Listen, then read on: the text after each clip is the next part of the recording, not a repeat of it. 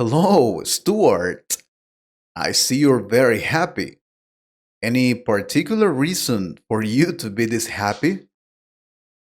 Hi, Daniel. Well, no, or yes. I mean, life is beautiful, my friend. I see. But on Friday, you were not like this. What happened? Don't you remember I told you I was going to go to this seminar to change my life? Oh, yeah, I remember. Then that's why you're so happy. Of course, I'm very happy. I am a different person now. I am a better person. Life will be different from now on. Everything will be perfect, and I won't be sad anymore. Is that what they told you? Look, I don't want to ruin your happiness, but I think you're exaggerating.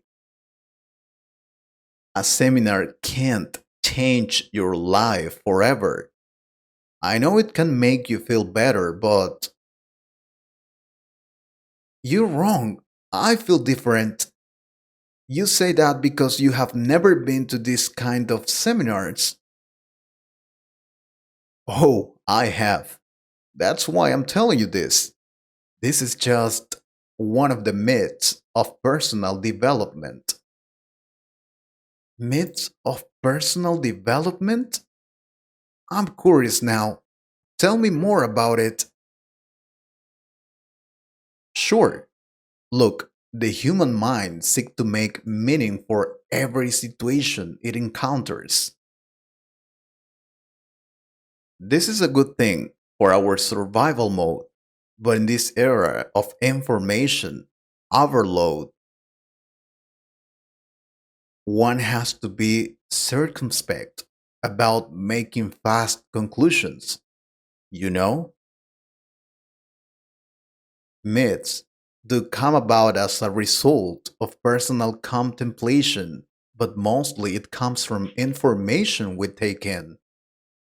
And one example of it is one seminar or book can change your life completely.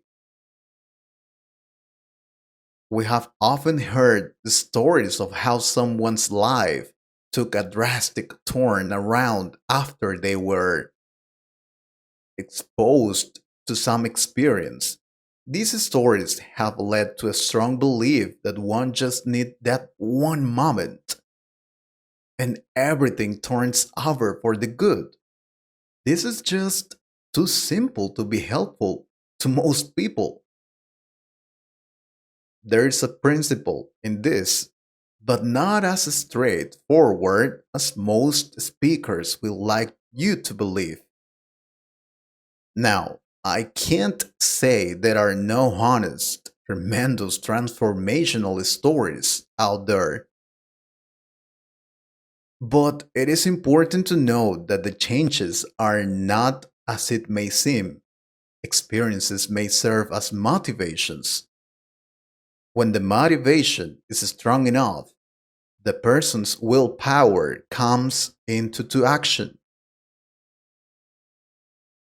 They gain a new form of energy, which helps them make small changes. And these small changes chains up into a bigger transformation. Do you understand what I mean? I think I do. You say that what I'm feeling now is motivation.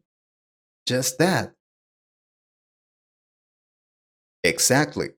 But do not take me wrong. It is important to have motivation. You need to feel motivated to start making a real change. But motivation is not enough. Take advantage of that motivation to start taking action. Make a plan and start with that. I think I get it. What you say really makes sense. Tell me more. Another myth is personal development is for a certain class of people. Personal development is not for any class of people, much more than physical growth. Well, probably it is more practiced by successful people. But hey, have you thought about what got them successful?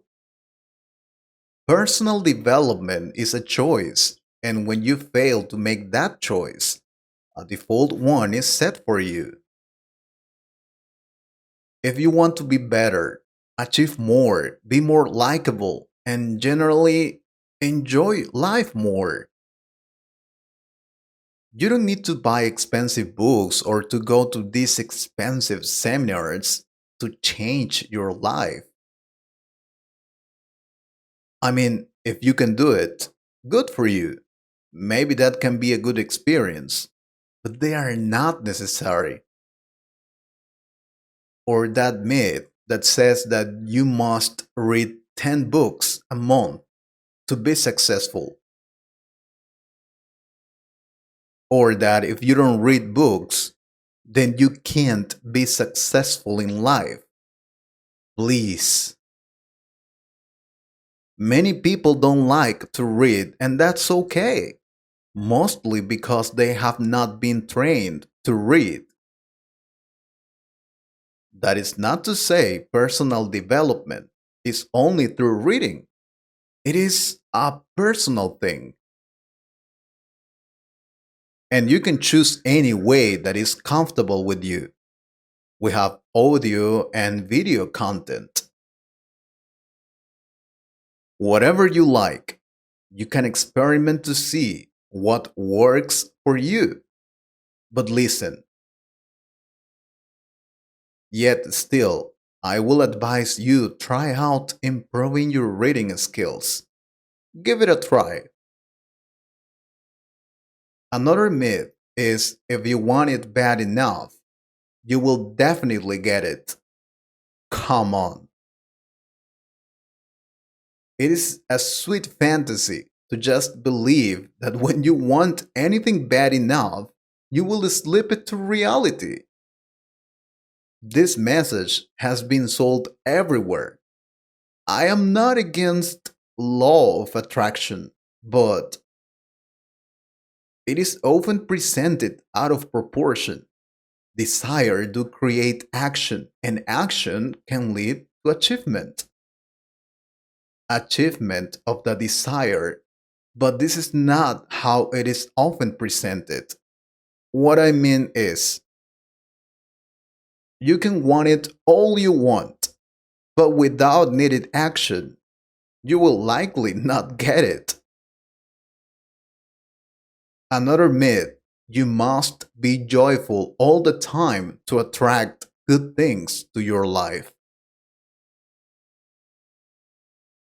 There is a notion that when you get sad, you attract bad luck because sad is a negative emotion. Therefore, in order to achieve personal development, one must learn to be joyful all the time. Some gurus sell a philosophy that you have to have positive emotions all the time to attract good things to your life. But they don't mention that by the principles of life, down times are meant to be. They don't mention that even the emotions we refer to as negative also often serve very important purposes. Imagine you have never been sad before. How will you know happiness? That's crazy, man.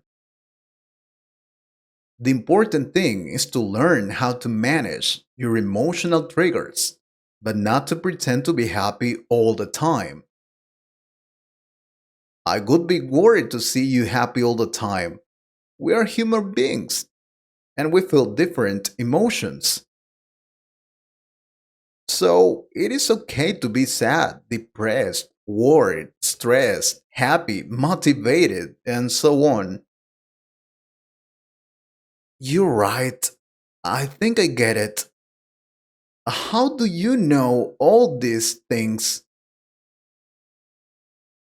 Well, I have tried different things to be a successful person. That's why I know these things. And I could tell you more. I just want you not to get scammed with this topic of personal development.